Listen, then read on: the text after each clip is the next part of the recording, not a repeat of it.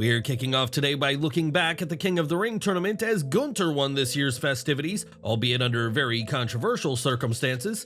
The finish of the match saw Gunther pin Randy Orton, but it was clear that Orton's shoulder was off the mat, which should have ruled the pinfall attempt invalid. After the match, Triple H addressed the controversy and said that he expects that Gunther would agree to another match with Orton, though that hasn't happened. Instead, Gunther has moved on into the World Heavyweight title picture while Orton is nowhere near, and this isn't the only example of WWE just moving on from a bad call.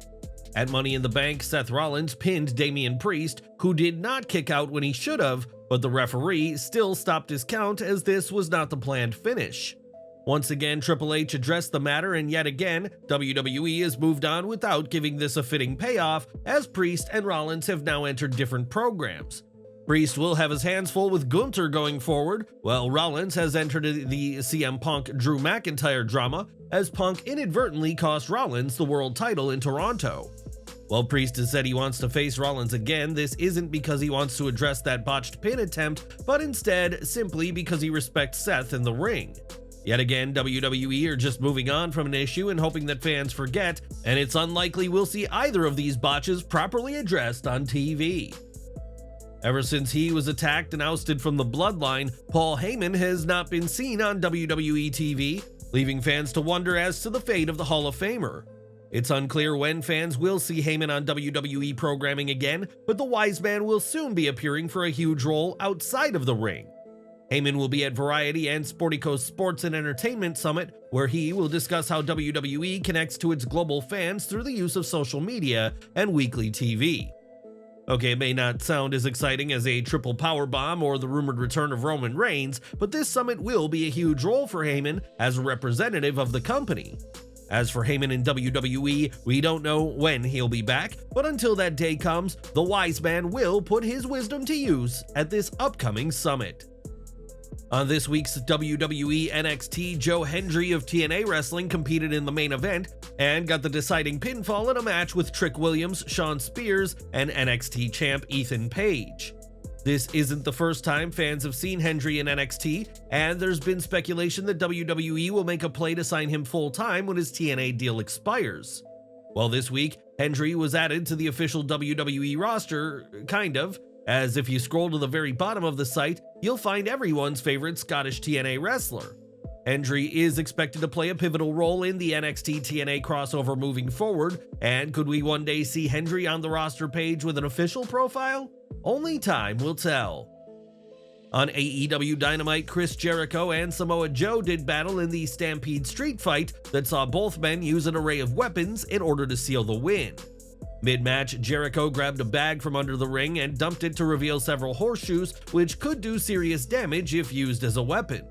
Jericho aimed to send Joe crashing through the horseshoes, but Joe blocked him, but Jericho recovered to hit a boot to Joe's midsection and ran the ropes.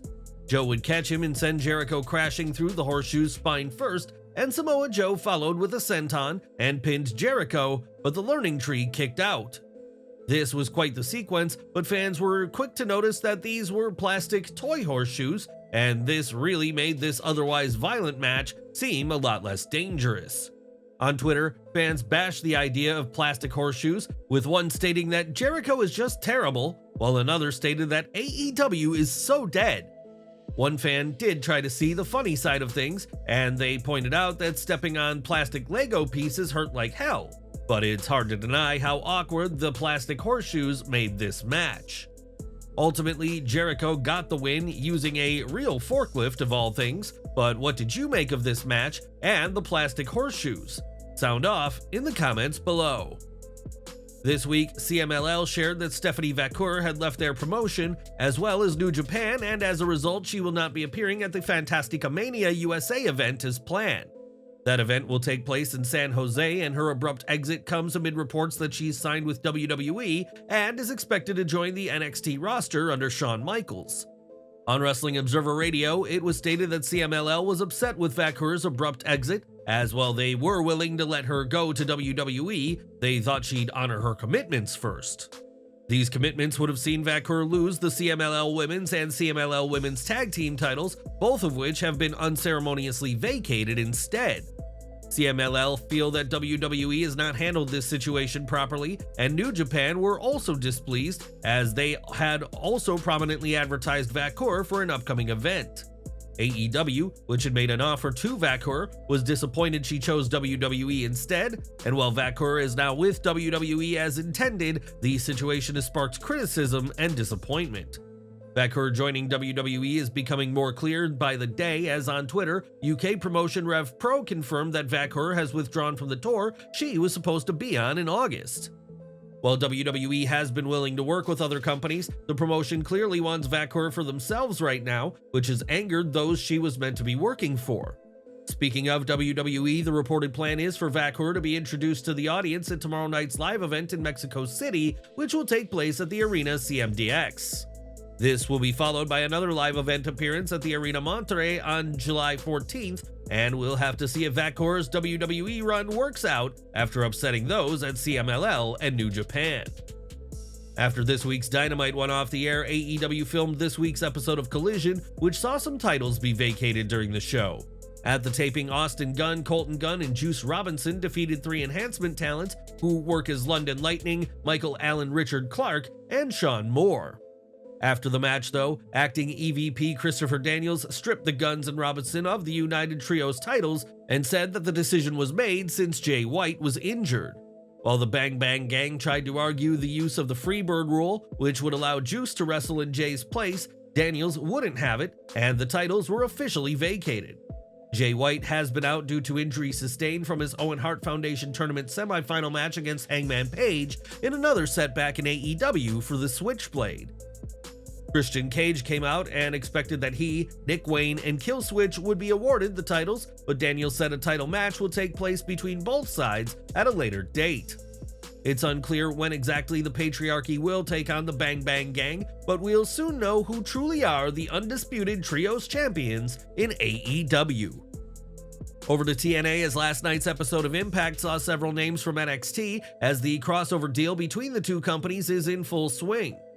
In an open challenge, Knockouts champion Jordynne Grace found herself sharing the ring with Izzy Dame, but the Juggernaut was able to retain her title.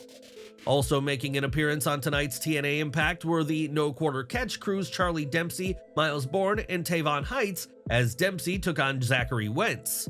During the match, Bourne attacked Trey Miguel and would cost Wentz the match, and in a post-match segment, the No Quarter Catch crew threw down the challenge. On next week's Impact, the faction will take on the Rascals and a third mystery partner, and judging by this week's NXT, that third man could be Wes Lee. The TNA NXT partnership shows no sign of slowing down, and we'll have to see what's next as the Prohibited Portal proves popular with fans of both promotions. More from AEW now, as this week's show was in Calgary, Alberta, Canada, so it's only fitting that a Canadian veteran of the ring was in attendance.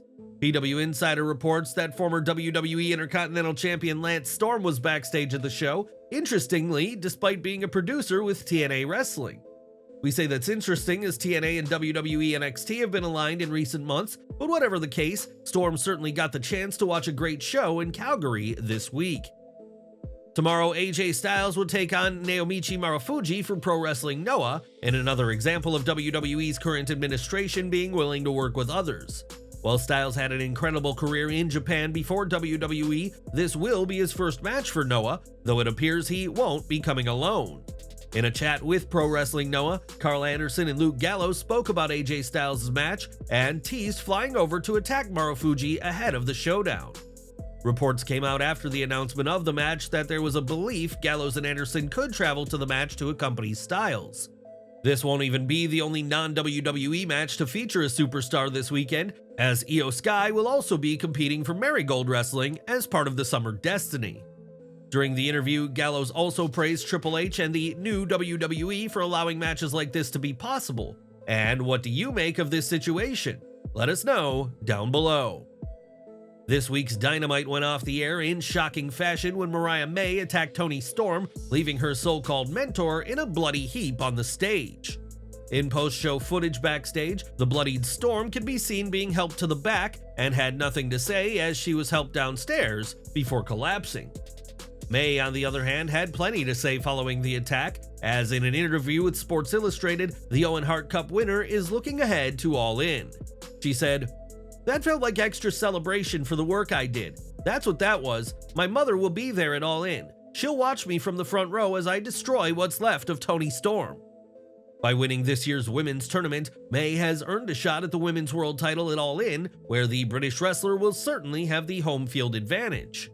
On commentary at Dynamite, it was suggested that betraying Storm was May's plan all along, and do you think this is the case? Give your thoughts down in the comments. Next week, AEW will host its 250th episode of Dynamite, and Mercedes Moné has thrown out an open challenge for her titles to any woman except Britt Baker. While the dentist won't be in the match, Moné's challenge has spawned a lot of interest, with some champions from Ring of Honor hoping to add more gold to their collection. On Twitter, ROH Women's World Champion Athena said the open challenge sounds interesting, while ROH Women's TV Champion Billie Starkz added Moné, "What's up?"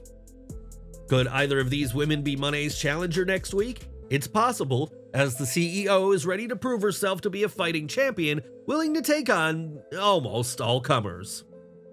In September 2022, WWE officially disbanded the NXT UK brand with that year's Worlds Collide live event, and only a select few names associated with NXT UK are still around. Many were cut shortly after the announcement of NXT Europe, and now another NXT UK alum has seemingly gone from the company. Andy Shepherd, who served as the ring announcer for the brand, has seen his profile removed from WWE's roster page close to 2 years after last appearing on WWE TV. In addition to announcing, Shepherd also provided commentary alongside Nigel McGuinness, and many have seen his profile removal as a sign of his release. Now Shepherd will have to continue his career outside WWE, and we're wishing him the best with whatever's next for him in the future. It was back at AEW Double or Nothing 2023 that Jamie Hayter last competed for AEW, and at the time it was said the former women's champion had been working through an injury. Since then, Hayter has been missing from AEW TV, and in an update from Fightful, it is said that she was backstage at a recent Dynamite, which some are taking as a positive sign. There's also optimism about a return for Hayter as far as some AEW talent are concerned, primarily because her name has been brought up in match pitches in case she's cleared. Ultimately, AEW will use Jamie Hayter when they feel she's ready and when she's cleared, and until then, the British star will have to continue sitting on the sidelines in Tony Khan's company. During this week's Raw, Rhea Ripley made her return to TV just as it appeared Dominik Mysterio and Liv Morgan were going to kiss, and Ripley certainly wasn't pleased with her dom-dom. In a recent Instagram post, Dominik Mysterio gloated about defeating his father Rey Mysterio on Raw, and went as far as to say that he did it all by himself. When Kathy Kelly pointed out Liv Morgan helped him win, Ripley called out Mysterio for being a liar, saying that Dominik is used to fabricating it now. Interestingly though, this post has since been deleted, adding another layer of intrigue into the situation between the two Judgment Day members. All we know for certain is that Dominik is certainly in the doghouse right now, and we'll hopefully get some answers during next week's Raw. Now, John Cena is considered to be one of the nicest people in wrestling, as his work with Make-A-Wish is shown, but not everyone is a fan of Big Match John. From 2008 to 2012, Freddie Prinze Jr. worked as part of WWE's creative team, and this week, he shared his own experience of working with Cena. On his Wrestling with Freddie podcast, the Scooby-Doo and I Know What You Did Last Summer actor claimed that Cena was against him from the get-go. He said, "When I got there, John Cena did not want me there at all. And I remember the first time I met him, I was super polite, put my hand out to shake his hand, he walked right past and didn't even acknowledge me.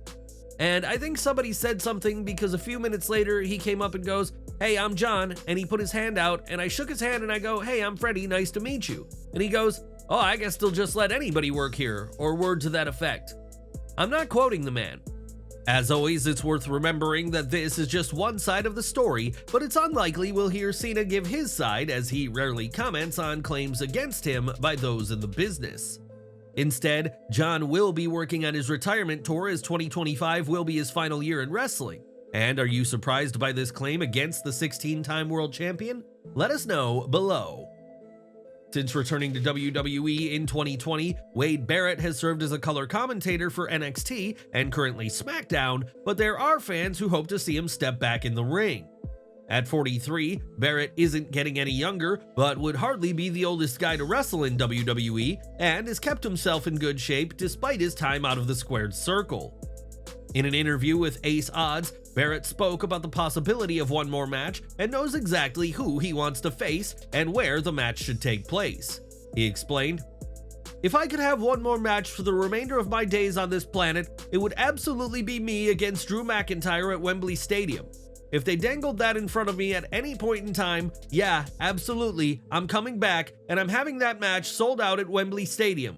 But that is a bit of a pipe dream." Barrett has been on McIntyre's side in Drew's war with CM Punk, though things did get tense between the two Europeans during Drew's breakdown at the Money in the Bank post-show. As for Wembley, the consensus among many is that WWE would use that venue for a WrestleMania or SummerSlam, so Barrett's return match would be on a massive show. But what do you make of all this? Would you like to see Barrett lace his boots one more time against Drew, or has Wade's days in the ring come and gone? Let us know down in the comments. Last year, AEW hosted its first All-In event inside Wembley Stadium, but fans had little time to recover from that show, as AEW All Out would take place just 1 week later. That was supposed to be the same this year, before it was announced that All Out will now take place September 7th, but the shows will still take place pretty close together. While speaking to Sports Grid, Tony Khan was asked about All Out and why this show and All In are again close together, and pointed at the success of last year's events. All In broke AEW's tickets record with over 81,000 fans inside Wembley Stadium, while All Out would be a sold-out show in the United Center and is considered one of AEW's best events. Khan acknowledged the challenge of scheduling events so closely together, but said the benefit of creating synergy and linking up matches and stories across the shows makes it worth it. Addressing moving All Out 2024 back a week, Khan is confident he will be able to maintain momentum, especially given that Grand Slam 2024 will also take place during this period. Khan expressed excitement about having another successful All In and All Out this year, building on last year's success, and we'll have to see if this year can match what AEW did in 2023. A few weeks ago, it was reported that WCW alum Kevin Sullivan had undergone emergency surgery after suffering an incident in Florida, which had left him in serious financial hardship. With that in mind, the Taskmaster's daughter set up a GoFundMe, and the wrestling community has again opened up their hearts and their wallets to help out. The initial target was $20,000, but the total currently stands at over $50,000, with Tony Khan himself donating $10,000 to help out. Jim Cornette and his wife Stacy donated $5,000, while Chris Jericho pitched in $2,500, and Mick Foley, Cody Rhodes, and Diamond Dallas Page each donated $1,000. Hopefully, Sullivan will make a full recovery, and once again, it's incredible to see how generous the wrestling world is, and we're wishing Kevin and his family all the best. And we're ending today with Twisted Metal, as the show will begin shooting its second season this month, which is why Samoa Joe was written off AEW TV on this week's Dynamite. Joe plays the series' favorite Sweet Tooth in the show, while Lego Batman himself, Will Arnett, does the voice of the character, but this show has also caught the eye of WWE talent as well. PW Insider reports that Omos, Cedric Alexander, and Apollo Crews auditioned for the role of Axel, but that the show's filming is moving forward without any of these WWE names. Like Sweet Tooth, Axel is a fan favorite from the video game franchise the Twisted Metal series is based on, but for now, Samoa Joe is the only wrestler fans will see on the show.